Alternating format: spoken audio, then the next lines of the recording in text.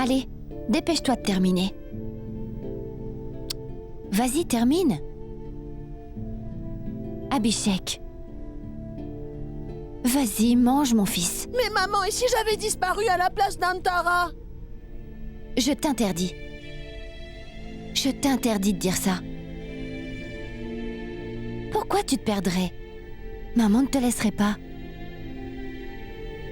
Allez, mange ton plat.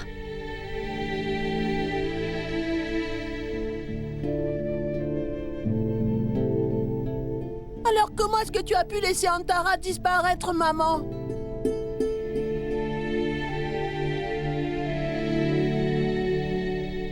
Tu as peut-être raison, mon fils.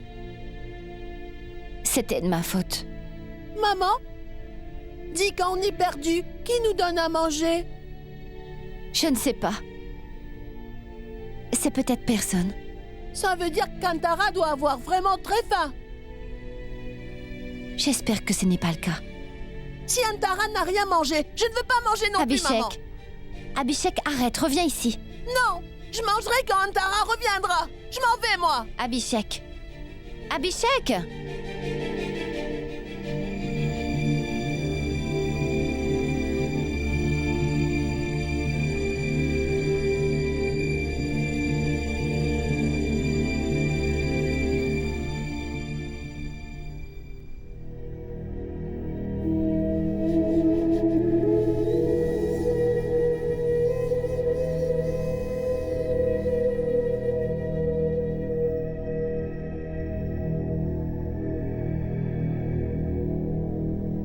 Vidya?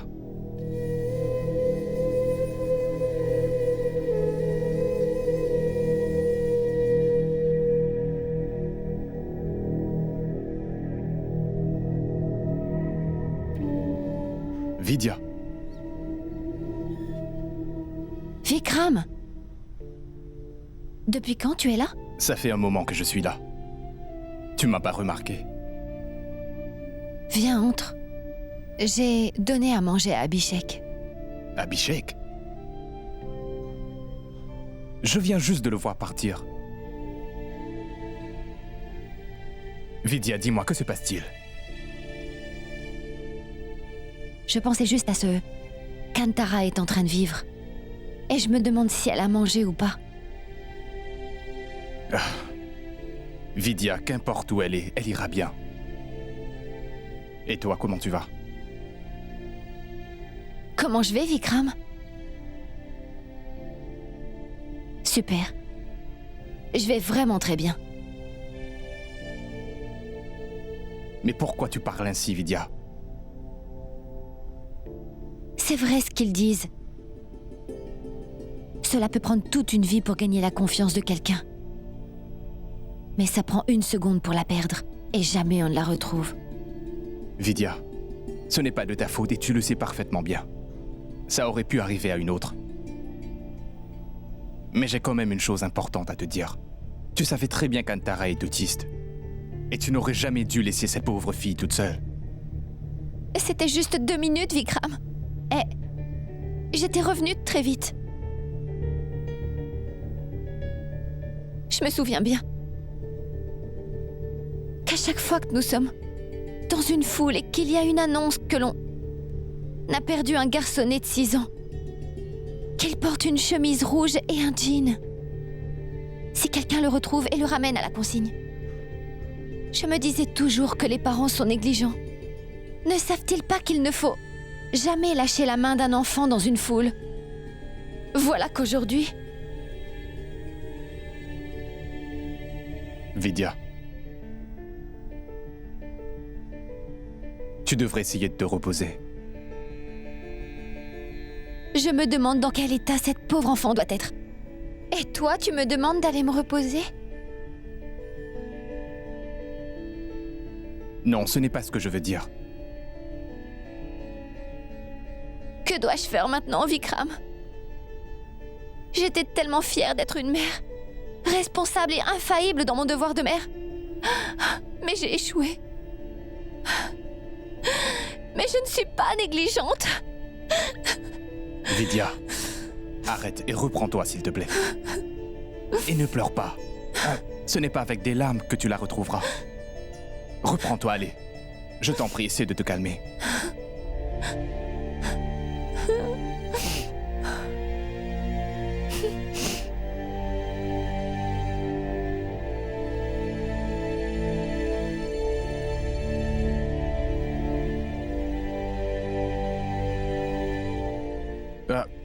Bonsoir, Aditya.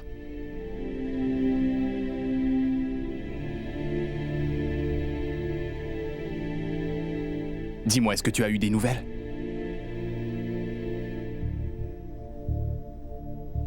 Non. Peut-être que ma fille est en train de payer pour toutes mes erreurs.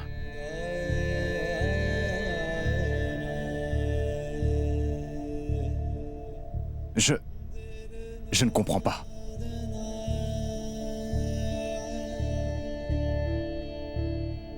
Ce n'est pas bien grave. Asseyez-vous et parlez un peu.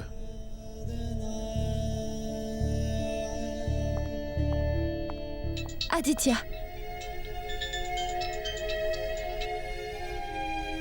Oui, Samir? Tu as des nouvelles d'Antara? Non. Est-ce que t'as parlé à l'inspecteur? Non. Le patron demandait après toi. Au diable le patron et tout son travail! Je ne veux rien faire, tu m'entends? Non, rien! Ne me mets surtout pas la pression. C'en est trop pour moi. Je ne viens pas à la banque. Adi, écoute-moi au moins. Aditya...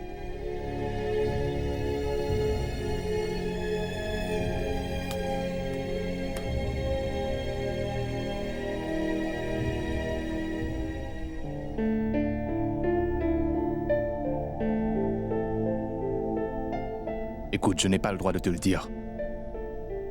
Mais je le me permettrai en tant qu'ami. Ne te punis pas, ni Vidya, ni Abhishek, pour tout ce qui s'est passé, mon ami. Si tu penses vraiment à démissionner, comment vas-tu pouvoir gérer tes responsabilités? Oui, c'est vrai.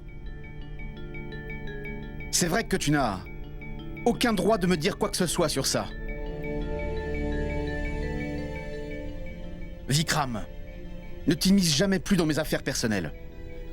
Aditya... S'il te plaît, Vidya, je ne t'empêche pas de dire ou faire quoi que ce soit. Juste, laisse-moi tranquille avec mes problèmes.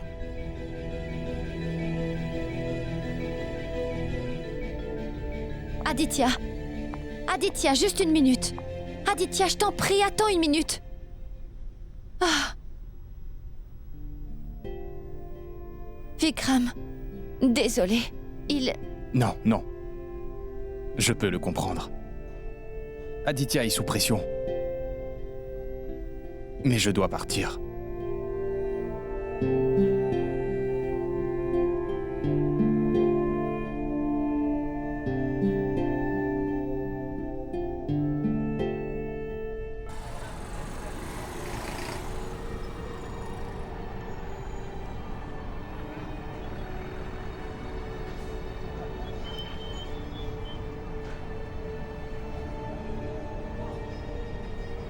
Celui au milieu est à 200 roupies. Le grand est à 450 roupies, monsieur.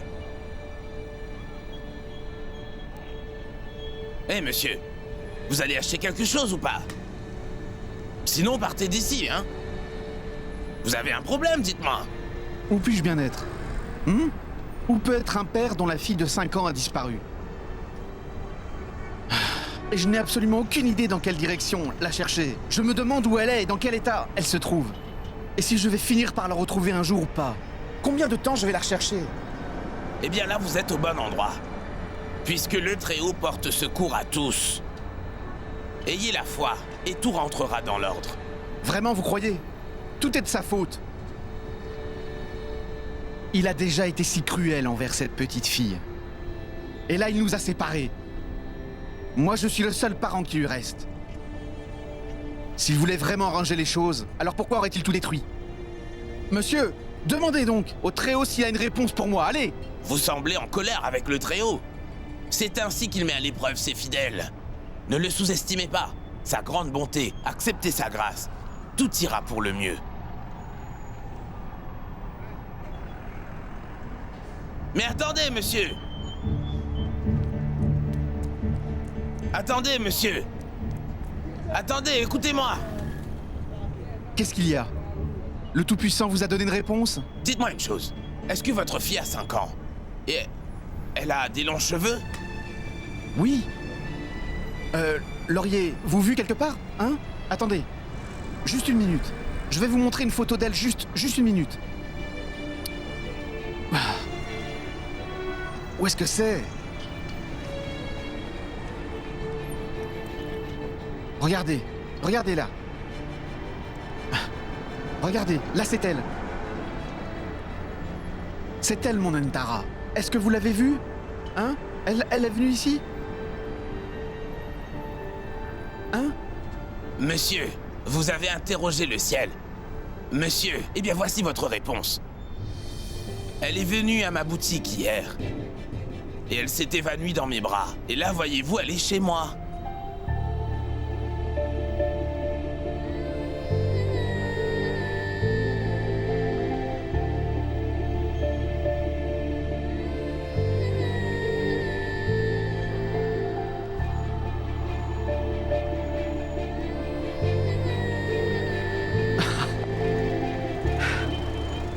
Merci. Oui, merci beaucoup. Je n'oublierai jamais cette faveur, monsieur. Merci. Non, ce n'est pas une faveur. Les enfants sont à l'image du Tout-Puissant. Venez donc avec moi.